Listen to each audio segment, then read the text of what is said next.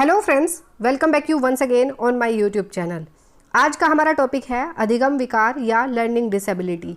ये topic TET CTET exam के point of view से इतना इम्पोर्टेंट है कि सीटेट की ऐसी कोई शिफ्ट नहीं है जिसमें इस टॉपिक से क्वेश्चन ना पूछे गए हों। देखिए, इस सीरीज़ में हम वही टॉपिक कवर कर रहे हैं जो एग्ज़ाम के पॉइंट ऑफ व्यू से काफ़ी इम्पोर्टेंट हैं, तो वीडियो को एंड तक ज़रूर देखिएगा। चलिए वीडियो शुरू करते हैं। अधिगम अक्षमता या लर्निंग डिसेबिलिटी। अब लर्निंग डिसेबिलिटी या अधिगम अक्षमता क्या होती है? देखिए, जब भी हम कोई चीज़ सीखते हैं उसकी सीखने की योग्यता में कमी, यानी कि हम या तो पढ़ नहीं पाते ठीक से, या लिख नहीं पाते, या देख नहीं पाते, या सुन नहीं पाते, तो ये क्या होते हैं? अधिगम विकार या लर्निंग डिसेबिलिटी, जो बाधा बनते हैं किसमें? सीखने की प्रक्रिया में। तो वो क्या कहलाते हैं? लर्निंग डिसेबिलिटी या अधिगम विकार। देख लेते हैं।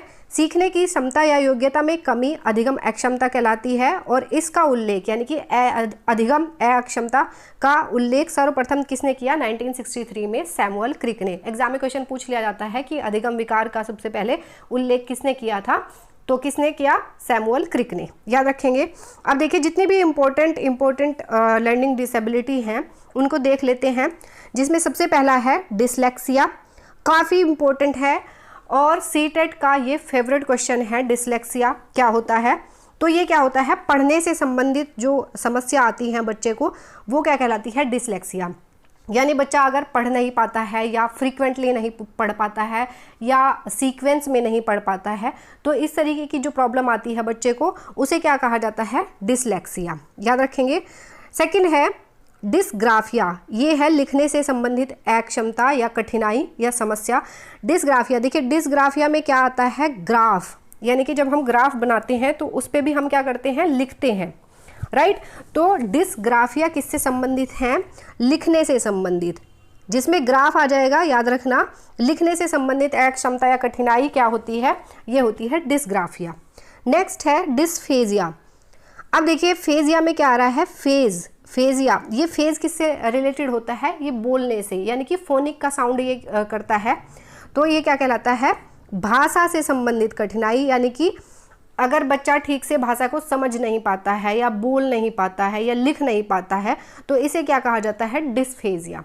याद रखेंगे। भाषा से संबंधित कठिनाई क्या होती है? डिस्फेजिया। डिसलेक्सिया पढ़ने से संबंधित, डिस्ग्राफिया लिखने से संबंधित, डिस्फेजिया भाषा से संबंधित। नेक्स्ट है डिसकैल्कुलिया। देखिए, डिसकैल्कुलिया में क्या आता है? कैलकुलिया। कैलकुलिया किससे रिलेटेड होता है? कैलकुलेटर से। और कैलकुलेटर किस काम आता है? ये मैथ से रिलेटेड जो प्रॉब्लम्स हैं उनको सॉल्व करने के काम आता है कैलकुलेटर। तो मैथ से रिलेटेड जितने भी प्रॉब्लम्स होती हैं उनको सॉल्व करने में जब समस्या आती है या प्रॉब्लम्स आती हैं बच्चे को, तो उसे क्या कहा जाता है? डिसकैल्कुलिया। याद रखेंगे। गणितीय गणना से संबंधित अक्षमता। नेक्स्ट है अप्रेक्सिया या डिस्प्रेक्सिया। ये क्या होता है? शारीरिक कौशल से संबंधित समस्या। देखिए, बच्चा जब अपनी मसल्स का और अपने ब्रेन का या माइंड का कोऑर्डिनेशन नहीं बिठा पाता है, उसको कहा जाता है डिस्प्रेक्सिया। जैसे कई बार बच्चे जब खेलते हैं तो अपने मसल्स का कोऑर्डिनेशन नहीं बनाते, वो कैच नहीं ले पाते, कई बार कितना भी कोशिश कर लें वो कैच नहीं ले पाएंगे बॉल का, तो इसलिए इसे कहा जाता है डिस्प्रेक्सिया। यानी कि अब वो सपोज कीजिए अगर बॉल आती है तो वो देख कहीं और रहा है, लेकिन कोशिश कर रहा है बॉल को कैच करने की, लेकिन वो नहीं कर पाता, कैच नहीं ले पाता, तो इसे कहा जाता है डिस्प्रेक्सिया, यानी कि शारीरिक कौशल से संबंधित समस्या। नेक्स्ट है डिस्मॉर्फिया, शारीरिक भ्रम वाली समस्या। देखिए, मॉर्फिया में क्या आता है? मॉर्फिया। मॉर्फ का मतलब होता है जो फिजिकल स्ट्रक्चर होती है। मॉर्फोलॉजी आपने सुना होगा, तो ये किससे? फिजिकल स्ट्रक्चर से रिलेटेड होता है। तो शारीरिक भ्रम वाली स्थिति है। जैसे सपोज करिए कोई बिल्ली है और एक कुत्ता है, तो उसमें बच्चा डिफ्रेंशिएट नहीं कर पाता कि कौन सी बिल्ली है कौन सा कुत्ता है। तो इस तरीके की जो समस्या आती है वो किस में आती है? डिस्मॉर्फिया में। शारीरिक भ्रम वाली समस्या होती है। नेक्स्ट है डिस्थीमिया। ये होती है तनाव से संबंधित समस्या। देखिए, ये तनाव से संबंधित जो समस्या है ये बच्चों में ही नहीं, ये बड़ों में भी हो सकती है। जैसे किसी को जॉब की समस्या है, किसी को परिवार से संबंधित कोई समस्या है, तो ये होती है तनाव या टेंशन वाली स्थिति, इसे कहा जाता है डिस्थीमिया। याद रखेंगे। नेक्स्ट देख लेते हैं। अब देखिए, कुछ इंपॉर्टेंट टर्म्स हैं, ये काफ़ी पूछी जाती हैं एग्जाम में, जैसे ADHD, attention deficit hyper active disorder. काफ़ी इंपॉर्टेंट है और ये टेट सीटेट का फेवरेट क्वेश्चन है। ये क्या होता है? देखिए, जैसे नाम से ही पता चल रहा है, अटेंशन डेफिसिट। इसमें क्या है, बच्चे जो हैं अपना अटेंशन किसी चीज़ पर, किसी एक चीज़ पर कंसंट्रेट नहीं कर पाते, अटेंशन की कमी होती है, ध्यान किसी एक चीज़ पर केंद्रित नहीं कर पाते। जैसे अगर बच्चा पढ़ रहा है तो वो पढ़ने पे कंसंट्रेट नहीं कर पाएगा, अगर टीवी देख रहा है तो वो उस पर कंसंट्रेट नहीं कर पाएगा, अगर अपना खेलता है, वो कोई खेल खेलता है उस पर कंसंट्रेट नहीं कर पाएगा, यानी कि अटेंशन डेफिसिट होता है इसमें। किंतु जो एक्टिविटी है हाइपर एक्टिव रहता है। जैसे अगर फ़ोन देखेगा या मोबाइल देखेगा तो उसमें बहुत सारी चीज़ें एक साथ करने की कोशिश करेगा, बहुत सारे बटन एकदम से दबाएगा।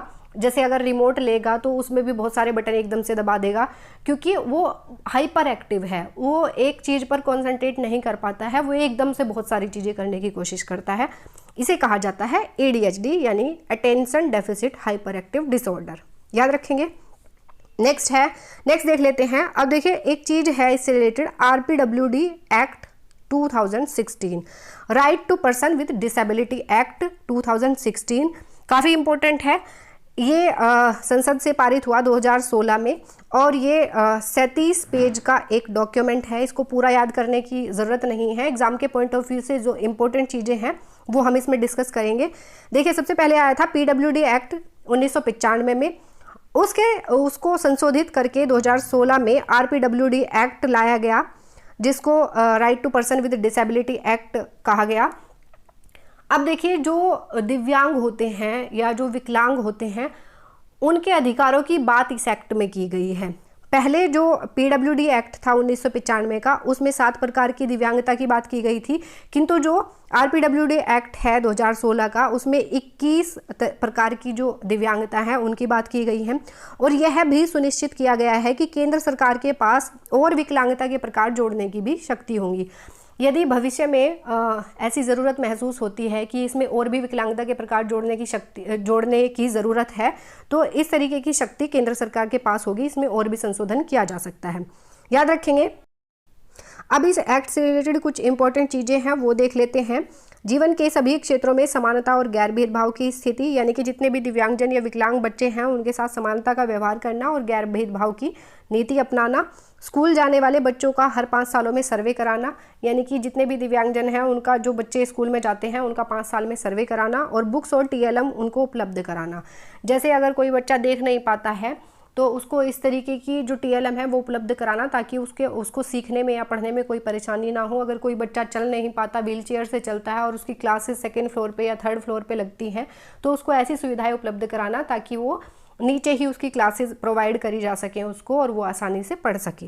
राइट, तो आगे देख लेते हैं। अब जो अधिगम विकार हैं, किस प्रकार की उसमें दिव्यांगताएं दी हैं, वो सारी हमको पढ़ने की ज़रूरत नहीं है। इसमें से 2 देख लेते हैं, काफ़ी इंपॉर्टेंट है, बार बार एग्जाम में क्वेश्चन पूछे जाते हैं इनसे रिलेटेड। जिसमें सबसे पहला है आत्मकेंद्रित या ऑटिज्म। दोहराव, रिपीटेशन और बार बार किए जाने वाला व्यवहार कहलाता है ऑटिज्म। देखिए अगर बच्चा एक ही चीज़ को बार बार रिपीट करता है या एक ही व्यवहार को बार बार करता है, ये कहलाता है ऑटिज्म। यह दिव्यांगता सामाजिक संचार यानी कि सोशल कम्युनिकेशन में चुनौतियों का कारण बनती है। देखिए ये जो इस तरीके की ऑटिज्म होता है या आत्मकेंद्रिता होती है, इस तरीके के जो अधिगम विकार होते हैं ये सोशल कम्युनिकेशन में, यानी कि किसी से कम्युनिकेट करने में, अपने मम्मी पापा से, भाई बहनों से, अपने साथियों से कम्युनिकेट करने में, बातचीत करने में या उनके साथ सहयोग करने में, खेलने कूदने में, इस तरीके की जो अधिगम विकार हैं ये काफ़ी चुनौतियों का कारण बनते हैं। राइट, नेक्स्ट देख लेते हैं गामक अक्षमता या लोकोमोटर डिसेबिलिटी। यह अक्षमता मांसपेशियों के सही तरीके से काम न कर पाने के कारण होती है, जैसे चलना कूदना, किसी वस्तु को न पकड़ पाने की अक्षमता इसमें आती है। लोकोमोटर डिसेबिलिटी वो होती है जिसमें जो मसल्स हैं या मांसपेशियां हैं वो ठीक तरीके से काम नहीं करती हैं, और उसमें किस तरीके की प्रॉब्लम्स आती हैं बच्चे को, जैसे वो ठीक तरीके से खेल नहीं पाता, कूद नहीं पाता, चल नहीं पाता, या अगर कोई वस्तु है उसको पकड़ रहा है तो वो ठीक तरीके से उसको पकड़ नहीं पाएगा, कैरी नहीं कर पाएगा। तो इस तरीके की डिसेबिलिटी क्या होती है, लोकोमोटर डिसेबिलिटी। याद रखेंगे। सो फ्रेंड्स, इस तरह से हमने ये लर्निंग डिसेबिलिटी का टॉपिक कंप्लीट कर लिया है। आई होप ये वीडियो आपको पसंद आई होगी। अगर आपको ये वीडियो अच्छी लगी है, हेल्पफुल लगी है, तो वीडियो को लाइक करें, चैनल को सब्सक्राइब करें और बेल आइकन को ज़रूर प्रेस करें ताकि नई वीडियो की अपडेट आपको टाइम टू टाइम मिलती रहे। मिलेंगे नेक्स्ट वीडियो में नए टॉपिक के साथ। Thank you.